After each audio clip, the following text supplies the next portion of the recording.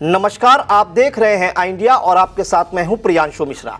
Bahujan Samaj party के सितारे लगातार गर्दिश में चल रहे हैं। हर चुनाव में बसपा उम्मीदवार तीसरे नंबर पर ही रहते हैं। पिछले कई चुनावों में बसपा का कोई भी प्रत्याशी दूसरे नंबर पर भी अपनी जगह नहीं बना पाया है।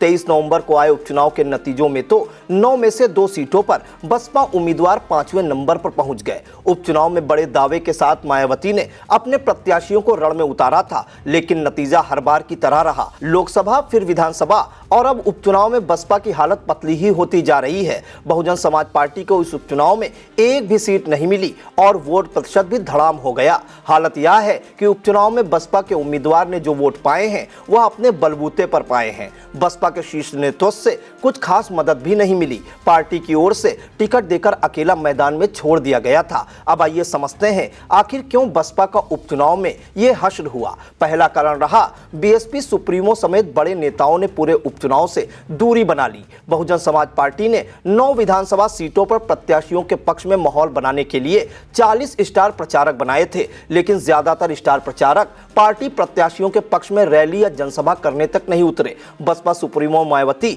खुद एक भी उम्मीदवार के लिए रैली या जनसभा करने नहीं गई। पार्टी के नेशनल कोऑर्डिनेटर व उत्तराधिकारी आकाश आनंद ने भी उत्तर प्रदेश में होने वाले इस चुनाव से दूरी बनाए रखी। बड़े नेताओं के मैदान में न उतरने से पार्टी को बड़ा नुकसान उठाना पड़ा। दूसरा कारण यह रहा कि मायावती का सेफ हाउस में ही कैद रहना। लगातार बसपा के चुनाव हारने और तीसरे नंबर पर रहने का कारण राजनीतिक जानकार मायावती को ही मानते हैं। यह बात कार्यकर्ता और बसपा के कोर वोटर भी कहने लगे हैं। राजनीतिक विशेषज्ञों का कहना है कि मायावती की महत्वाकांक्षा पार्टी के लिए भारी पड़ रही है। मायावती बसपा में किसी को आगे नहीं बढ़ने देती, सारे अधिकार अपने पास रखती हैं। मायावती के अलावा बसपा में कोई दूसरा चेहरा नहीं है जो जनता के बीच लोकप्रिय हो और उनके सुख दुख में खड़ा हो। बसपा सुप्रीमो भी सिर्फ चुनाव के समय ही कभी कभी बाहर निकलती हैं, बाकी दिनों में अपने बनाए गए सेफ हाउस में ही कैद रहती हैं। बसपा की सत्ता से दूरी का तीसरा कारण मायावती व पार्टी का जनता से बढ़ता मोहभंग रहा।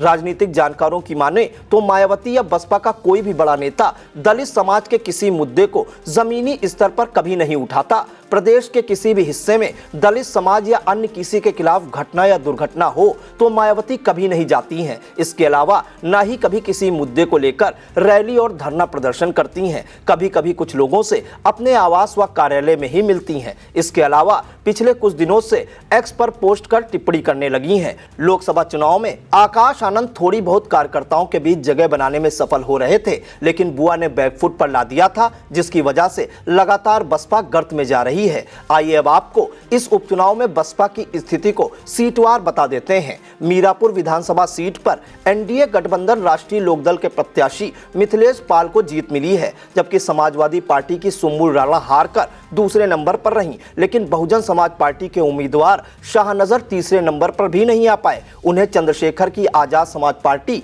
और असदुद्दीन ओवैसी की एआईएमआईएम से भी कम वोट हासिल हुए। कुंद्रकी विधानसभा सीट पर समाजवादी पार्टी को पटकनी देते हुए भाजपा ने बाजी जीत ली। बीजेपी के रामवीर सिंह ने 1 लाख से ज्यादा अंतर से सपा उम्मीदवार को हराया, जबकि बसपा यहां भी आजाद समाज पार्टी और एआईएमएम से हार गई। यहां पर बसपा के उम्मीदवार को 1000 वोट तक नहीं मिल पाए और अपनी जमानत जब्त करवा बैठे। अलीगढ़ की खैर विधानसभा सीट पर हुए उपचुनाव में भी भाजपा ने जीत हासिल की। सपा की प्रत्याशी चारू केन दूसरे स्थान पर रही और बसपा तीसरे स्थान पर रही। पहल सिंह को सिर्फ 13,500 वोट ही मिले और आजाद समाज पार्टी को 8,000 वोट हासिल हुए। गाजियाबाद में भी भाजपा के संजीव शर्मा पहले, सपा के राज जाटव दूसरे और बसपा उम्मीदवार परमानंद गर्ग तीसरे स्थान पर रहे। करहाल में सपा प्रत्याशी तेज प्रताप सिंह 14,000 वोटों से जीते। बीजेपी के अनुजेश प्रताप दूसरे स्थान पर और बसपा के अवनीश शाक्य 1000 से कम वोट पाकर तीसरे स्थान पर रहे।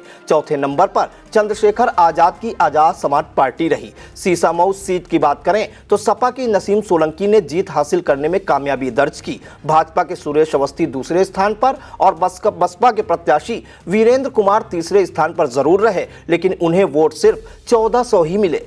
फूलपुर में बसपा के जितेंद्र कुमार सिंह पार्टी को आगे नहीं बढ़ा पाए। तीसरे नंबर पर बीएसपी यहां पर रही। बीएसपी के दीपक पटेल चुनाव जीते। सपा के मुस्तफा सिद्दीकी दूसरे स्थान पर रहे। कटहरी में बीजेपी के धर्मनाथ निषाद ने चुनाव जीता।